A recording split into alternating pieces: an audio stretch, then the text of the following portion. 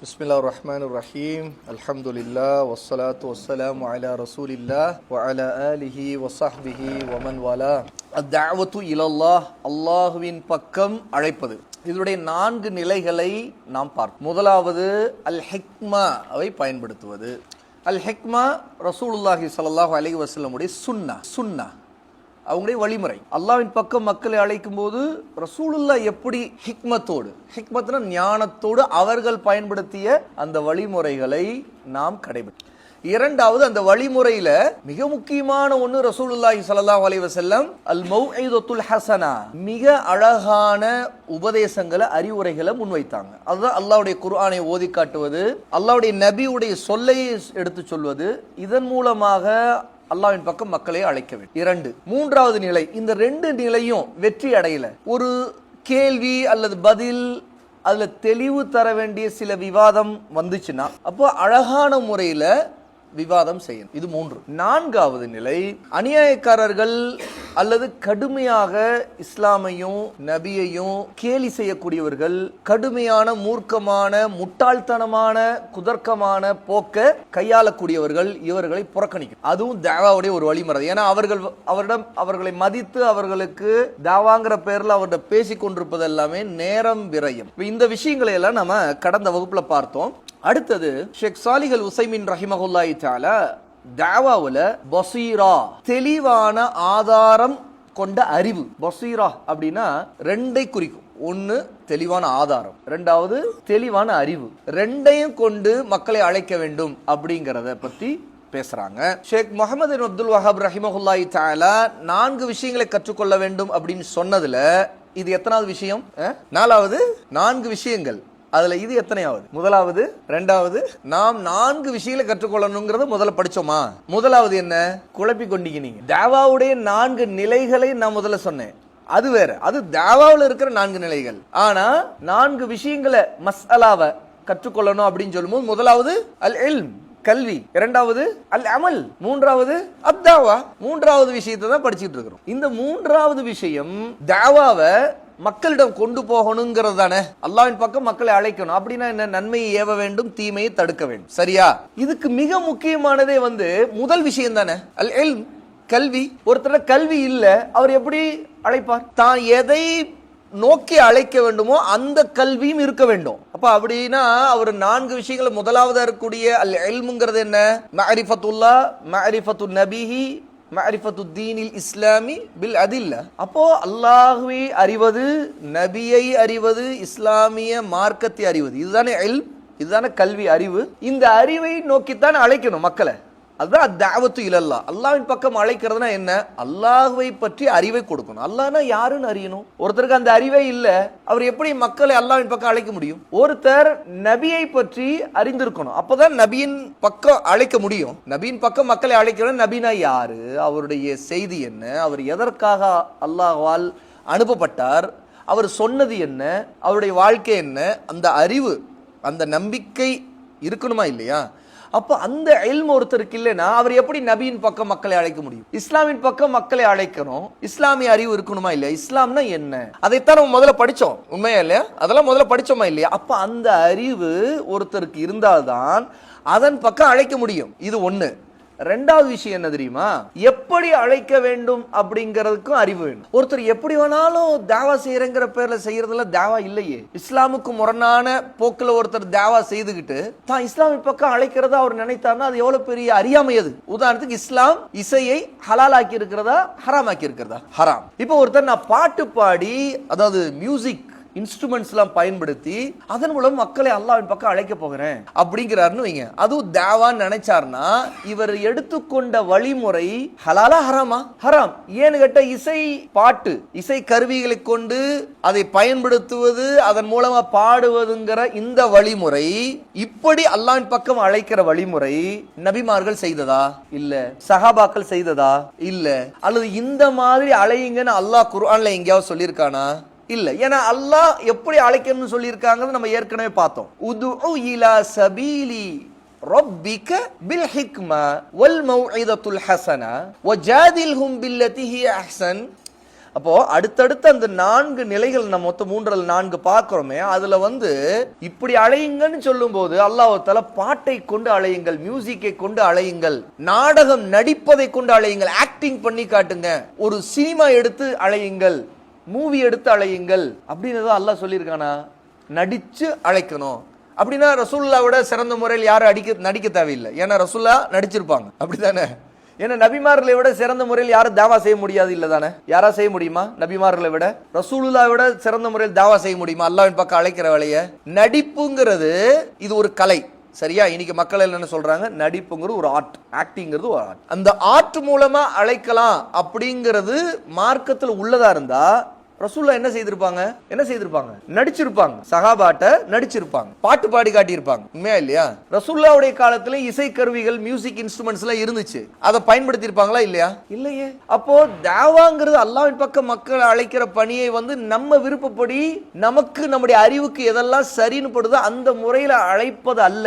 அப்போ அழைக்கிற வழிமுறைக்கான அறிவும் ஒருத்தருக்கு முக்கியம். அந்த அறிவு இல்லாமல் அவர் அழைத்தால் அவருடைய நோக்கம் நிறைவேறாது. இன்னும் சொல்ல போனா மார்க்கத்துக்கு முரணான ஒரு காரியத்தை செய்துகிட்டு அவர் மார்க்கத்தை நான் சொல்லுகிறேன்ங்கிறது எடுத்து வைக்கிறது இருக்க, அது மார்க்கத்திற்கு இழிவை ஏற்படுத்துறது, மார்க்கத்தை தவறான முறையில பிரச்சாரம் செய்யறது. அப்போ ஒருத்தர் இப்படி தாவா செய்யலாம் நினைக்கிறார்னா, அப்ப மியூசிக் இன்ஸ்ட்ருமெண்ட்ஸ் எல்லாம் ஹலால்னு மக்கள் நினைக்க அவர் வைக்கிறார். அவர் வாய் திறந்து சொல்லாட்டி கூட மக்கள் என்ன நினைப்பாங்க? மியூசிக் இன்ஸ்ட்ருமெண்ட்ஸ் எல்லாம் ஹலால் தான், அது தப்பு இல்லையே. எவ்வளவு ஆலிம்களே மியூசிக் இன்ஸ்ட்ருமெண்ட்ஸ்ல பாட்டெல்லாம் பாடுறாங்களே, ஒருத்தர் சூப்பரா ஆக்டிங்லாம் பண்ணுவாரு அப்படின்னு நினைச்சாங்கன்னா என்ன ஆகுது? அப்ப அது எல்லாத்தையும் மக்கள் என்ன நினைப்பாங்க?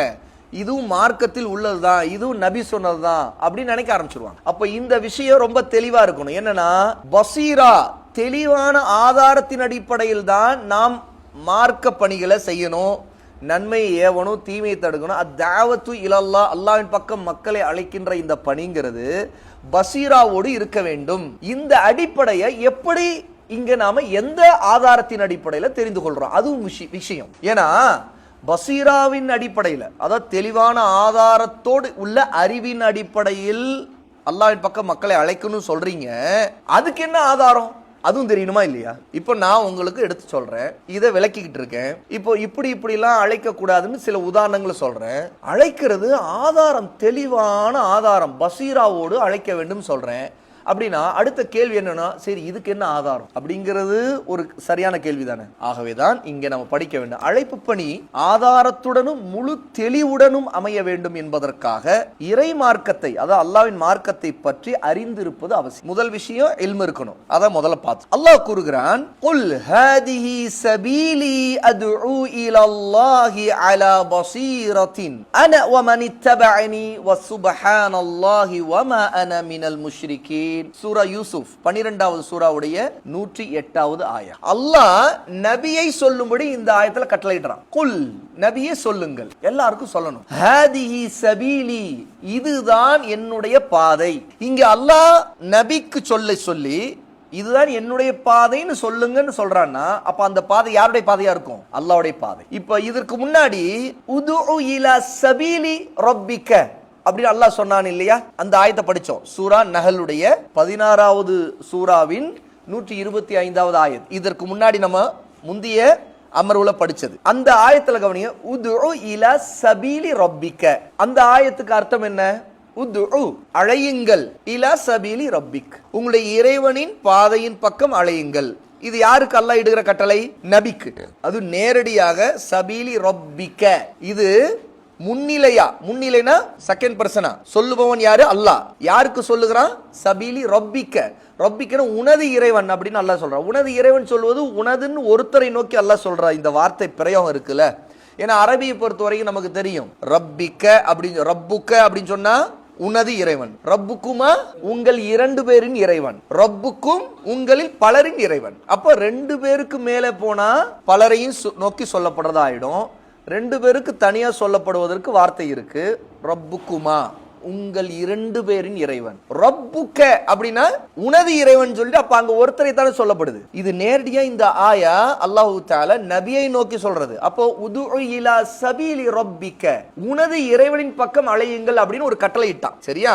இப்போ அல்லாஹ் அந்த இடத்துல சபீல் பாதை அப்படின்னு சொல்லும்போது சபீலி ரப்பிக்க, இலா சபீலி ரப்பிக், சபீல் அப்படிங்கிறது பாதை, உனது இறைவனின் பாதை அப்படின்னு நபிக்கு சொல்லிட்டான். சரியா? இது அப்படின்னு ஞாபகத்துல வச்சுங்க. இப்ப அடுத்து இந்த ஆயத்துல கவனிங்க, சூரா யூசுஃபுடைய இப்ப நம்ம படித்த ஆயா. இதுல பார்த்தா குல் ஹாதிஹி சபீலி, இதுவே எனது பாதை. அப்ப எனது பாதைன்ட்டு ரசூலுல்லாஹ் இப்ப மக்கள்கிட்ட சொல்றாங்க. எந்த பாதையை அல்லாஹ் உனது இறைவனின் பாதைன்னு சொல்லி கொடுத்தானோ அந்த பாதையின் பக்கம் நபி அழைக்கணும்.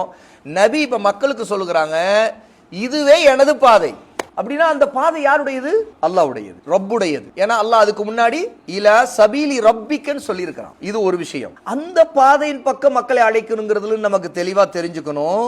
நாம் அழைக்கிற பாதை நம்முடைய பாதை அல்ல, நபியின் பாதையாக இருக்கணும். அந்த நபியின் பாதையும் உண்மையிலே நபி தன்னுடைய சொந்தமா உருவாக்கி கொண்ட பாதை அல்ல. யாருடைய பாதை அது? அல்லாஹ்வின் பாதை. அல்லாஹ்வின் பாதையின் பக்கம் நாம் அழைக்கும் போது நபியின் வழிமுறைப்படி, நபி எந்த வழிமுறையில எந்த பாதையில அழைத்தாரோ அதே பாதையில தான் நம்ம அழைக்கணும். அதுதான் உண்மையிலேயே அழைக்கிறதுல அல்லாஹ்வின் பக்கம் அழைக்கிறது. சரி, இதை எப்படி வேணா அழைக்கலாமா? இல்ல. பாருங்க, நபி ஸல்லல்லாஹு அலைஹி வஸல்லம் சொல்றான், அல்லாஹ் அதுஉ இலல்லாஹ், நான் அல்லாஹ்வின் பக்கம் அழைக்கிறேன். அதுஉ இலல்லாஹ், நான் அல்லாஹ்வின் பக்கம் அழைக்கிறேன். அதுதான், அதைத்தான் நம்ம அத்அவத்து இலல்லாஹ்னு சொல்றோம், அல்லாஹ்வின் பக்கம் அழைத்தல்ங்கிறோம்.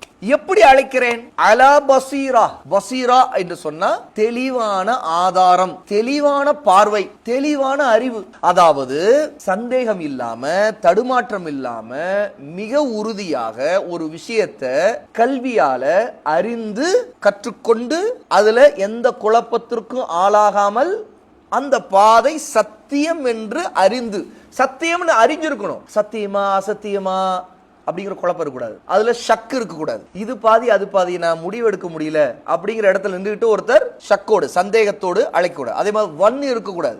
அழைக்கிற அந்த பாதை பசீராங்கிறது ஒருத்தருடைய தாவால அவர் தெளிவான ஆதாரத்தோடு அழைக்கிறார்னா அவருக்கு வன்னுங்கிற அனுமானம் இருக்கக்கூடாது.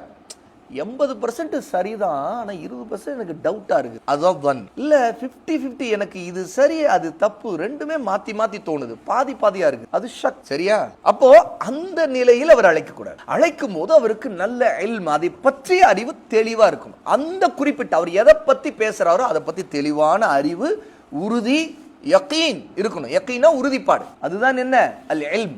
அல் இல்ம் என்பது நம்ம ஏற்கனவே இல்முடைய வகைகளை, அறிவை அறிதல், அதனுடைய 6 நிலைகளை பற்றி நம்ம படிச்சோம். அல் இல்மு, அல் ஜஹ்லுல் பசீத், அல் ஜஹ்லுல் முரக்கப், அப்புறம் அல் வஹ்மு, அதுக்கு அடுத்து அஷ்ஷக்கு அவ்வன். இந்த 6 நிலைகள் இருக்குது இல்லையா? அதுல முதல் நிலை தான் அல் இல்ம், அதுதான் அல் பசீரா. ஏன்னா அதுதான் தெளிவான ஆதாரத்தோடு ஒன்றை குறித்து முழுமையாக அறிந்து கொண்டு உறுதியோடு சந்தேகம் இல்லாம யகீனோடு அழைப்பது, அதுதான் அல் பசீரா. அப்ப அல்லாஹ் தஆலா நபிக்கு சொல்லும்படி சொல்லி கொடுக்கிறான், அதுஉ இலல்லாஹி அலா பசீரா, நான் அல்லாஹ்வின் பக்கம் தெளிவான ஆதாரத்தின் மீது அழைக்கிறேன்.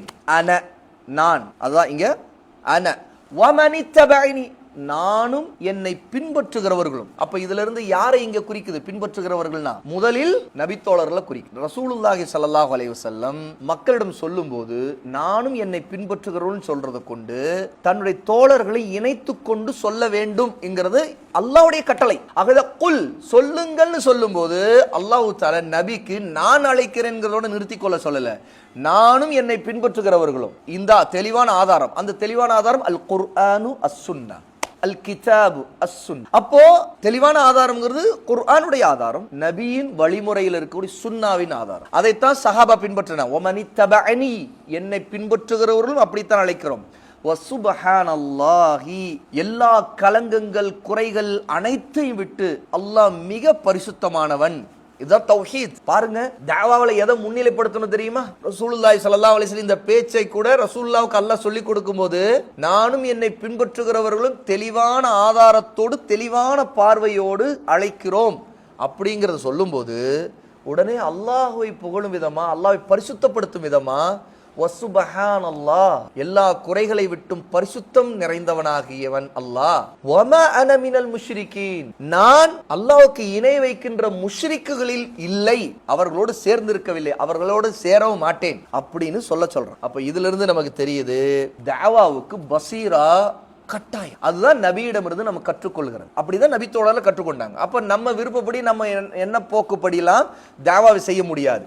ஷேக் சாலிஹ் அல் உஸைமின் ரஹிமஹுல்லாஹ் என்ன குறிப்பிடுறாங்கன்னா, தெளிவான ஞானம், தெளிவான ஆதாரம். பசீரா என்பது கவனிங்க, ஒரு தாயி அழைப்பாளர், அல்லாஹ்வின் பக்கம் அழைக்கின்றவர், மார்க்க சட்டங்களையும் அழைப்பு பணியின் வழிமுறைகளையும் அழைக்கப்படுபவரின் நிலையையும் தெரிந்திருப்பதாகும். 3 விஷயம் பசீராவில் என்னென்ன அடங்கும் பாருங்க. முதலாவது, மார்க்க சட்டம் தெரிஞ்சிருக்கும். எதை பத்தி பேசினா அதோட சட்டம் தெரியும், ஹுக்கும். 2வது, அழைப்பு பணி தாவாவுடைய முறைகள் தெரிஞ்சிருக்கும், அதோடைய மன்ஹஜ், அதோடைய வழிமுறை, அதோடைய ஒழுக்கங்கள், அதெல்லாம் அடங்கும். 3வது, அழைக்கப்படுவோரின் நிலை, மதுஉ, அழைக்கப்படுகிறோம். யாருக்கு நீங்க தாவா கொடுக்குறீங்க, யாருக்கு எடுத்து சொல்றீங்க? ஒரு கூட்டத்துக்கு சொல்றீங்களா, இல்ல ஒரு தனிநபருக்கு சொல்றீங்களா, ஒரு காஃபிருக்கு சொல்றீங்களா, ஒரு முஸ்லீமுக்கு சொல்றீங்களா?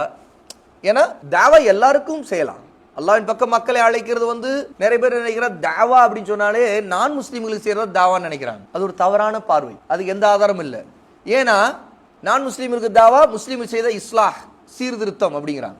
தாவத்து இலல்லாஹ், அல்லாஹ்வின் பக்கம் அழைக்கிறதுங்கிறது நான் முஸ்லீம்கள் செய்தாலும் அதை இஸ்லாஹ் தான் சொல்லலாம், முஸ்லீம்கள் செய்தாலும் அதை அல்லாஹ்வின் பக்கம் தாவன் தான் சொல்லலாம். ஏன்னா 2 வார்த்தையும் அத்தாவா அல் இஸ்லாஹ் அப்படிங்கிற அந்த 2 வார்த்தையும் முஸ்லீம்கள், முஸ்லீம் அல்லாஹ் 2 சாராருக்கும் பயன்படுத்தப்பட்டிருக்கு குர்ஆன்ல. அதனால முஸ்லீம்களுக்கு அழைத்தால் அதை தாவான்னு சொல்லக்கூடாது, நான் முஸ்லீம்களை அழைத்தால் அது இஸ்லாம்னு சொல்லக்கூடாது. இல்ல, நான் முஸ்லீம்கள் இஸ்லாஹ் செய்ய வேண்டியது. ஏன்னா தாவாவை கொண்டு தான் இஸ்லாம் நடக்கும். இஸ்லாம்னா என்ன? சீர்திருத்தம் செய்வது. அப்போ நம்ம மக்களுக்கு, முஸ்லீம்களுக்கு ஒருத்தர் ஒரு பயான் பண்றாருன்னா அதுவும் தாவா தான். ஒரு வகுப்பு நடத்தினா அதுவும் தாவா தான். அதே மாதிரி ஒருத்தர் முஸ்லீம் அல்லாதவர்களுக்கு பயான் பண்றார், மக்களுக்கு எடுத்து சொல்றார், அல்லாஹ்வின் பக்கம் அழைக்கிறார், அதுவும் இஸ்லாஹ் தான், அவங்களை சீர்திருத்துறார். அப்போ அழைக்கப்படுகிறவர் இருக்கிறார்களே, அவரை அரபியில மதுஉ என்று சொல்லப்படுது. மதுஉ என்றால் யாருக்கு தாவா கொடுக்கிறோமோ, அழைக்கப்படுகிறதோ அவர்தான் மதுஉ. அத்தாயி அல் மதுஉ, 2 பேர் இருக்கிறாங்க. அத்தாயி அழைக்கிறவர், அல் மதுஉ அழைக்கப்படுகிறவர். யாருக்கு தாவா செய்யப்படுகிறதோ அவரைத்தான் மதுஉ என்று சொல்லுவோம். அவருடைய ஹாலத், அவருடைய நிலைமை என்ன,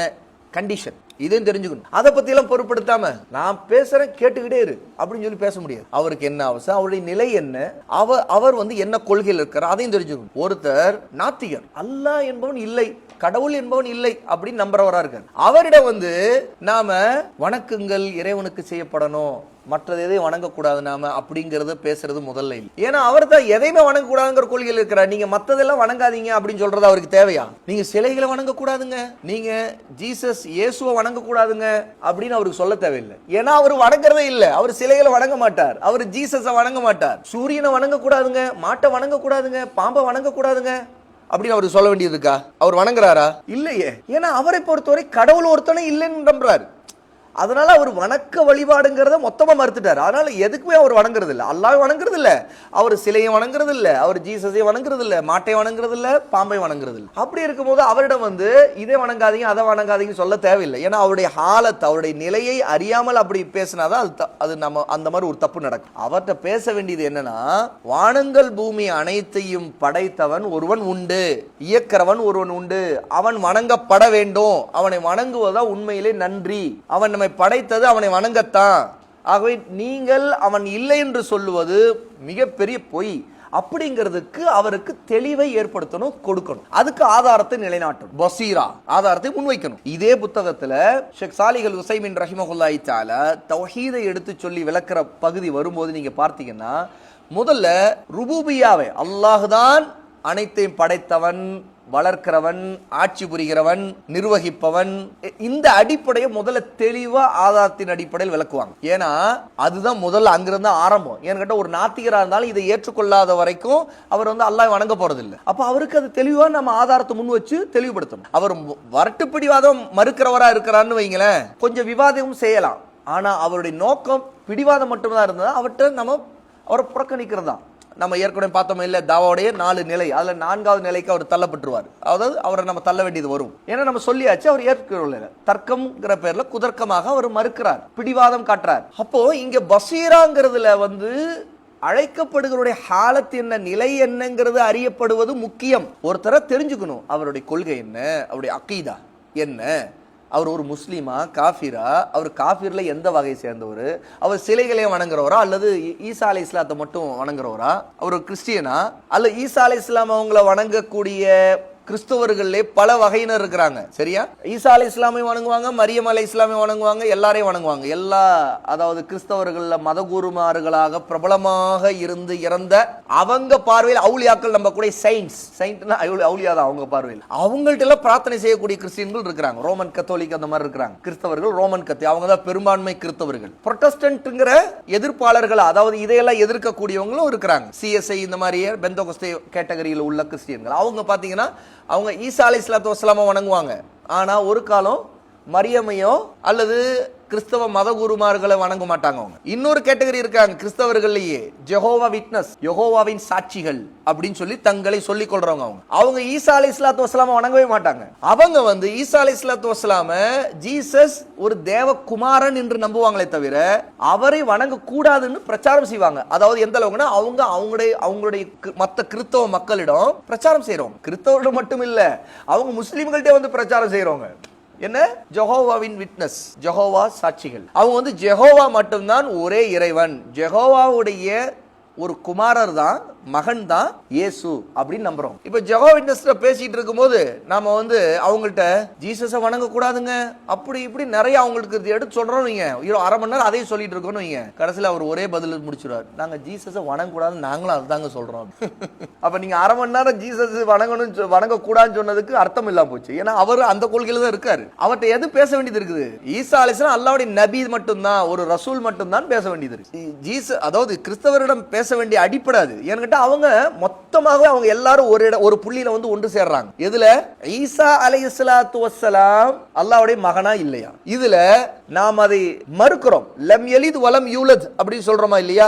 அல்லாஹ் யாரையும் பெறவும் இல்லை, பெறப்படவும் இல்லை அப்படின்னு. இந்த அடிப்படை தான் ஒட்டுமொத்த கிறிஸ்தவத்தை உழுக்கக்கூடிய அடிப்படை. கிறிஸ்தவர்கள் எல்லா வகையானவர்களும் இதுல சிக்குவாங்க. ஏன்னா இதை அவங்க நம்புறாங்க. நாம் அதற்கு மாற்றமான ஒரு வலுவான கருத்தை வைக்கிறோம். அதே மாதிரி இன்னொன்னு, அவர்கள நிறைய பேர், பெரும்பான்மையான அத்தனை பேருமே ரொம்ப விதிவிலக்கான சிலரை தவிர அது அந்த மாதிரி உள்ளவங்க நம்ம பார்த்து கூட மாட்டோம். இயேசு சிலுவையில் அறையப்படவில்லை நம்புறவங்க ரொம்ப அரிதானவங்க, அவங்க பார்த்திருக்க மாட்டோம். ஆனா அத்தனை பேருமே நம்புறது என்ன?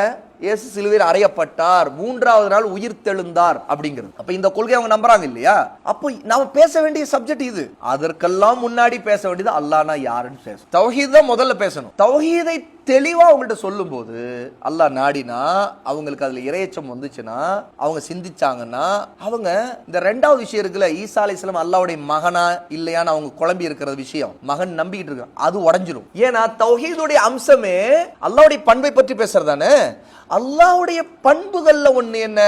அல்லாஹு ஸமத், லம் யலித் வலம் யூலத் வலம் யகுல் லஹு குஃபுவன் அஹத். இந்த தௌஹீதுடைய அம்சத்தை அழுத்தம் திருத்தமா அவங்கள்ட்ட எடுத்து வச்சோம்னா, அது உண்மையிலே அவங்களை உழுக்குச்சுன்னா ஆட்டோமேட்டிக்கா அடுத்து ஈசா அலைஹிஸ்ஸலாம் விஷயத்துல அவங்க எந்த இடத்துக்கு வந்துருவாங்க? அல்லாஹ்வுடைய தூதர் தாங்கிற இடத்துக்கு வந்து. நீங்க அல்லாஹ்வுடைய தூதராகத்தான் அவர் வந்தாருங்கிற பேசும்போது எடுத்தோடனே அல்லாஹ்வுடைய மகன் அல்லன்னு பேசுறதை விட முதல்ல அல்லாஹ் யாருன்னு பேசணும். அப்போ இந்த விஷயம் கிறிஸ்தவர்கள் நம்மால் அழைக்கப்பட வேண்டிய, தாவா கொடுக்கப்பட வேண்டிய, அழைக்கின்ற அந்த மக்களுடைய ஹாலத், அந்த நிலையை அறிவது. இது ஒரு உதாரணத்துக்காக நான் சொல்றேன். இந்த மாதிரி ஒவ்வொரு மக்களிலும் அவருடைய ஹாலத் என்ன, அவருடைய கொள்கை என்ன, அவங்களுடைய நிலைப்பாடு என்ன, அதை விளங்கி எது அவங்களுக்கு தரணும். ஒருத்தர் ஒரு டாக்டர், நோயாளி வராரு, நோயாளிட்ட எதுவும் கேட்காம இந்தாங்க இந்த மருந்து சாப்பிடுங்க, இந்தாங்க இந்த மருந்து சாப்பிடுங்க, இதை குடிங்க அப்படின்னு சொல்லிக்கிட்டே இருக்கலாமா? நோயாளி வந்தாருன்னா அவருடைய நோய் என்ன, அவருக்கு என்னென்ன பிரச்சனை இருக்கு, அறிகுறிகள் என்ன, அதெல்லாம் தெரிஞ்சுக்கணுமா இல்லையா? அதனாலதான் ஒவ்வொரு மருத்துவரும் வைத்தியரும் அதுக்கேற்ற மாதிரி அவர் சில வழிமுறைகளை கையாளுறார். ஒரு இங்கிலீஷ் டாக்டர், அலோபதி டாக்டர், அவர்கிட்ட போனா அவர் ஸ்டெத்தஸ்கோப் வச்சிருக்காரு, வச்சு உடனே செக் பண்றாரு, திரும்புங்க அப்படின்னு நல்லா மூச்சு விடுங்கிறாரு, இடிச்சு நாக்க காட்டுங்க பாக்குறாரு, கண்ணை பாக்குறாரு, இதெல்லாம் பார்த்து நோயுடைய அறிகுறிகளை பாக்குறாரு. அப்புறம் என்ன உங்க பிரச்சனை சொல்லுங்க அப்படிங்கிறார். இந்த பக்கம் ஒரு சித்த மருத்துவர் அல்லது யுனானி டாக்டர், அவங்கள்ட்ட வைத்தியர்கள்ட்ட போகும்போது, ஹக்கீம் சாப் இந்த மாதிரி போகும்போது அவங்க நாடி பிடிச்சு பாக்குறாங்க. அப்புறம் உங்களுக்கு என்ன பிரச்சனைன்னு கேட்கறாங்க. இந்த மாதிரி ஒவ்வொரு விதமான வைத்திய முறைகள் இருக்கு. இது மாதிரிதான் நோயாளியின் நிலையை அறிவது எப்படியோ அது போலதான் யாருக்கு அழைப்பு கொடுக்கப்படணுமோ அவருடைய நிலையை அறியணும். இப்ப உதாரணத்துக்கு நீங்க எல்லாம் நல்லா தூங்குற மூடுல இருக்கிறீங்க வைங்க, நான் நல்லா ஆக்ரோஷமா அது இது விஷயங்கள் இப்படி அப்படின்னு சொல்லிட்டு இருக்கேன் அப்படின்னா என்ன ஆகும்? நீங்க ஆல்ரெடி தூக்க கலக்கத்துல இருந்தீங்கன்னா உள்ள இறங்காது. அப்போ இங்க ஒரு நோயாளி இருக்காரு, அவரு நோய் வர நிலையில இருக்கிறாரு, ஏன்னா தூங்கினா சரியாகும். ஆகவே அவருக்கு அந்த இடத்துல ட்ரீட்மெண்ட் என்னன்னா, சரி கொஞ்ச நேரம் தூங்குங்க, அதான் அவருக்கு ட்ரீட்மெண்ட். தூங்கிடுங்க கொஞ்ச நேரம், இல்லாட்டி உள்ள இறங்காது, எதுவுமே போகாது. தூக்கத்தில் இருக்கிறவருக்கு காதல் கேட்குமா? கேட்காது. நான் அப்புறம் ஏன் பேசணும், நான் ஏன் பாடங்களை நடத்தணும்? தேவையில்லை. அப்போ இந்த மாதிரி ஹாலத், கண்டிஷன்ஸ், இதையெல்லாம் அறிந்து கொண்டுதான் ஒருத்தர் தாவா கொடுக்கணும். இது எல்லாமே பசீரா, தெளிவான பார்வை, தெளிவான ஆதாரத்தின் மீது அழைத்தல் அப்படிங்கிறது இதெல்லாம் அடங்குங்கிறாங்க. அப்போ பசீரா என்றால் என்ன அப்படிங்கும்போது 3 விஷயத்தை ஷேக் சாலிஹ் அல் உசைமீன் குறிப்பிடுறாங்க. முதலாவது மார்க்க சட்டத்தை அறிவது, ஹுக்கும், சட்டம் என்ன, எப்படி அழைக்கணுங்கிற சட்டம். இரண்டாவது வழிமுறை, அது உள்ள ஒழுக்கங்கள், எப்படி பேசணும். புரியுதா? ஒருத்தர் தீமை செய்யறார், உடனே கண்டபடி திட்டி ஏசி 2 அடி போட்டு, என்ன நீ சிலையை வணங்குற, அல்லாஹ் அப்படின்னா அந்த வழிமுறை அங்க சரியா? அப்படின்னு ரசூல் ஸல்லல்லாஹு அலைஹி வஸல்லம் அது சிறந்த முறையில் செய்திருக்கலாம் இல்லையா? அது வழிமுறை, அது ஹிக்மா இல்ல, அது அழகிய முறை இல்ல. அப்போ வழிமுறை முக்கியம். மூணாவது விஷயம் ஹாலத், யாரை அழைக்கிறோமோ அவங்களுடைய ஹாலத்தும் பார்க்கணும். அப்ப இந்த விஷயத்தை தான் பசீரா அப்படின்னு ஷேக் உசைமீன் ரஹிமஹுல்லாஹி தஆலா இங்கே குறிப்பிடுறாங்க.